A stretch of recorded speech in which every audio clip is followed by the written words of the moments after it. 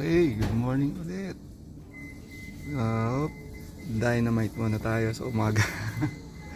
Number 2 pre, good morning. Good morning. Yan, number 2. Pre, gusto kong magtayo ng company pre. Company? Mm. Ang company rin. Ghost Construction Company. Saan po? Hindi na tayo mako-question ng Senado niyan. Hindi ka magsisinungaling, di ba? Bibili tayo ng ano. Ghost project lang ang gagawin natin. Tingnan mo, ulan lang.